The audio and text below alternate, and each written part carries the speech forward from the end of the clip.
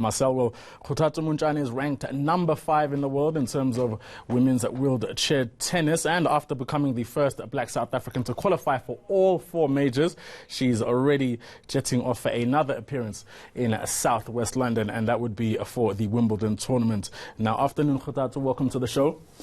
Just in terms of you being ranked number 5 in the world, you've been in that top 10 for around 7 years. What does it take for a person or an athlete to maintain those standards over such a long time?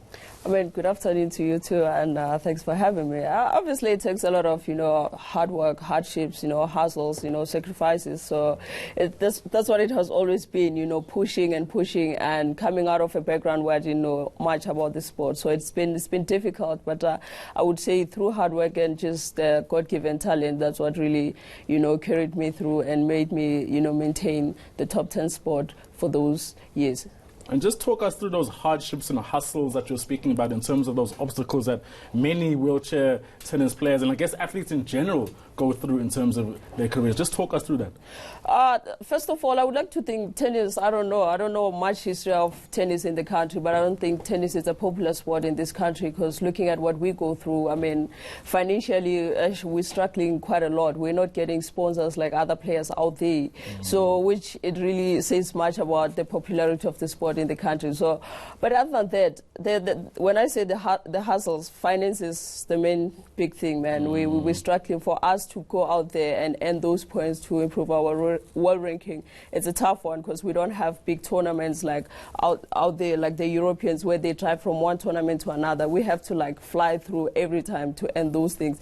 And yeah, we've just been working hard because, like I said, coming from Limpopo, whereby I was at school where there's no tennis court and having to, make amends, improvise. I always say improvise. Improvise is my middle name because I improvise a lot. Even now going into Wimbledon, there's no grass court in South Africa, but the first week or first 2 weeks of my training, I've been at Stacks, hockey field, trying to make better preparations. And I was luckily at Irene, whereby they just laid down a court and it's much better grass to practice on. So we always improvise, Just give us an idea, because you never know, there might be sponsors watching right now.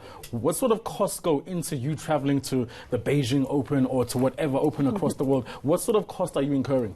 I mean, it's quite a lot. Just one trip itself, normally it costs around 100K. You're having to take a coach with, flights are expensive, wow. Accommodations are expensive, and the coach needs to be paid because it's someone who renders services to you, and you have to pay entry fees. So wow. it's quite a lot. It's quite a lot of, amount of money that's involved in it. So if just one trip amongst 6 to 7 trips in a year can take up to 100K, you can imagine, for one to get through all the tournaments, how much does it cost? So. Unbelievable. Just in terms of disabled tennis across the continent, not just in South Africa, speaking about hardships, where is the sport compared to what you see overseas in Europe and Asia? Where are we now?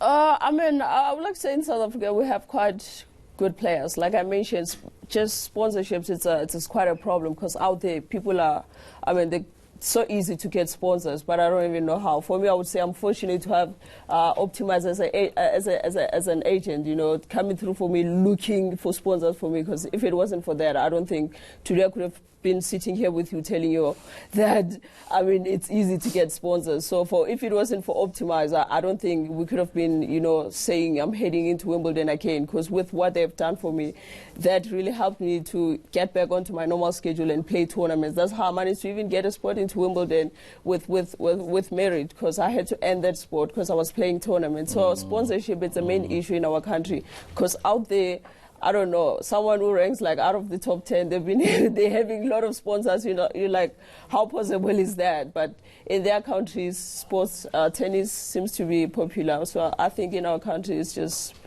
people don't know about it. I don't know.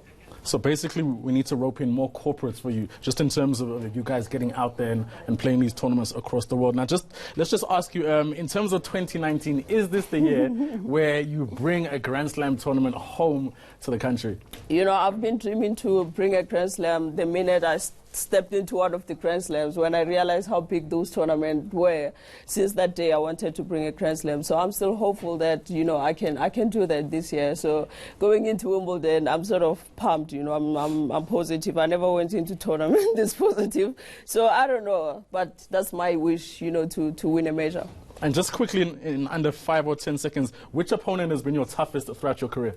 Yes, the Dutch players, man, they give me the worst nightmares. So I want to rate all the Dutch players because they are good. They're very good, and they give me a tough time.